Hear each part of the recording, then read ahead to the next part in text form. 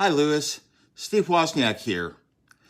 I do a lot of cameos, but this one has really gotten to me, really affected me emotionally. I've read a lot of articles about the right to repair issue, but I am so busy with so many other things in my life that I haven't really gotten involved in that area.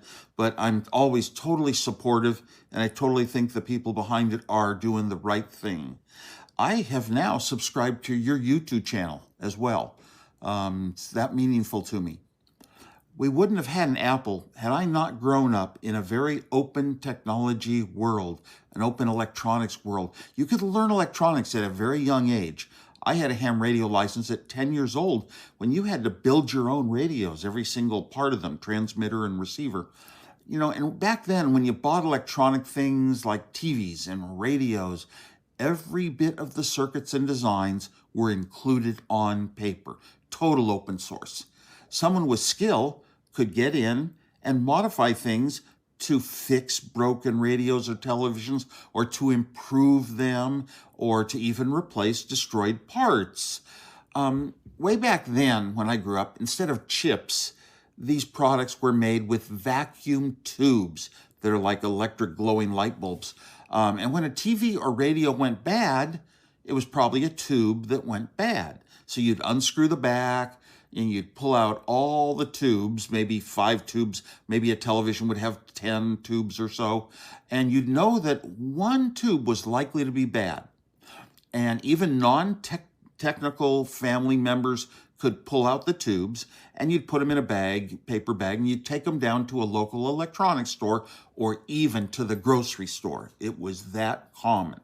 And then you'd find a tube tester, and you'd look at a tube, each individual tube, you'd look at it. It might have a part number like 12SA7, and then you'd look on a tube up on the tube tester, and it would say, oh, slot 25. So you'd plug it into slot 25 and press a button for a little while, and within a few seconds, a meter would go to red for bad or green to blue. And if it was bad, you'd buy a brand new 12SA7 tube to take home for your radio or television. Everyone did this all the time back then. And it made us feel good about being able to fix our things when they went bad. I don't know. You just feel good about it. If your TV went really bad, you might have to take it to a local TV repair shop, which every town had TV repair shops. And I myself, had taken electronics. I understood all the circuits inside of televisions, both black and white and color. And I could fix them with my own equipment even. I was qualified to be a TV repairman. I was qualified as a TV engineer, really. When starting Apple, I could never afford a teletype for input and output. You type on this big machine, heavy machine, like you see in movies, and they cost as much as 2 cars. I could never afford one, so I didn't have any input and output possibilities, even though I had taught myself to design computers, and I wanted so badly to figure out how to build a computer that was usable. And to be usable, it's got to have an input and an output. Well, I owned a television, right? Everyone owned a TV, and I knew how the signals worked. But I was a TV engineer, but I was also a digital design engineer. And digital design, I could use very few parts. I was very good at that, to get all the signals out at the right time to show up as balls and paddles on my TV. So I could put the signals into the right place in the TV set. I'd look at its open source schematic, and I'd probe around with test equipment and find, yes, this is the place you put video signals in. And I sent in a little video signal, so I was able to build some arcade game projects like Pong. I did Breakout. I designed Breakout for Atari.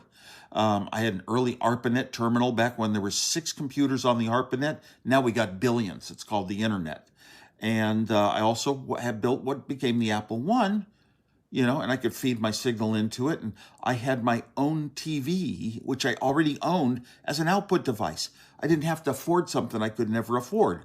So I wasn't restricted, from anything that kept me really from building that computer and showing the world the future of computers, personal computers, is going to be a keyboard and a TV. Back then, and that all came from, this basically this whole being able to repair things and modify them and tap into them yourself. There were no video in jacks on a TV back then. The phone company, though, was a monopoly then, Ma Bell. You were not allowed to touch the telephone lines in your home with anything electronic. Okay, nobody was allowed to manufacture a telephone or answering machine, even though they could build much better ones than Ma Bell. Ma Bell would have these crude ones, sometimes dial only. They got up to, by the time we started Apple, they were up to touch tone. Beep, beep, beep, beep, beep. And nobody could manufacture them. You'd have to buy it in black. You wouldn't even get a choice of color.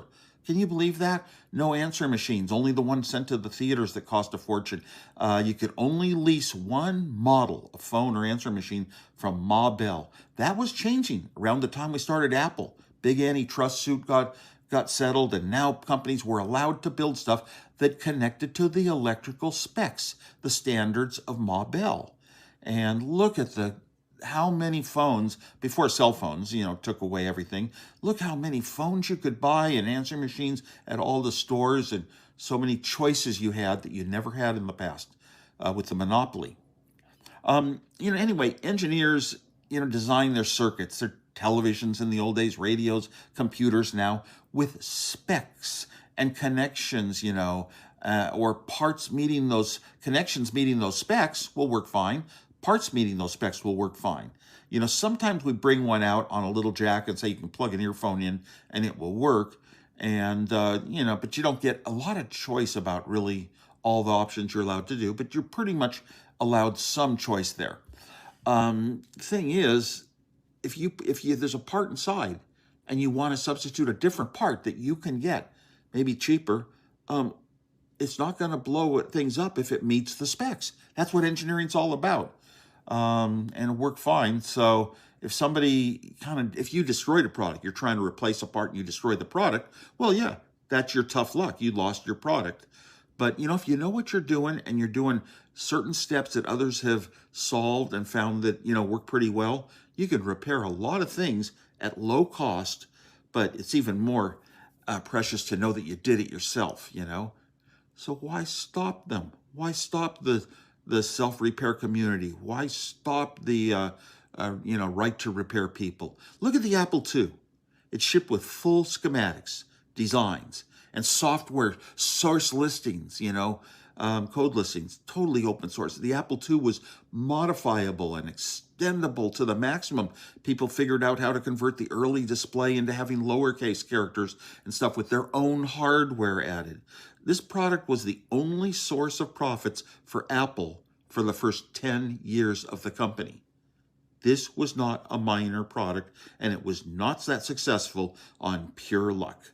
There were a lot of good things about that being so open that everyone could join the party. That movie, The Beautiful Mind. Sometimes when companies cooperate together with others, they can actually have better business than if they're totally protective and monopolistic and not working with others, just totally competitive. Anyway, how is Apple hurt by the openness of the Apple II, I wonder? More than what's right and what's wrong, that aspect of self-repair is also the motivation and joy of just technical people wanting to grow up technical, knowing how to write the right kind of software and develop the right kind of hardware, like doing these things just to prove to themselves they've got a little special skill in the world and they can show it off to others. Very motivating for creative minds. Believe me, that's how I grew up. Anyway, it's time to recognize the right to repair more fully. I believe that companies inhibit it because it gives the companies power, control, over everything. And I guess in a lot of people's minds, power over others equates to money and profits. Hey, is it your computer or is it some company's computer? Think about that. It's time to start doing the right things.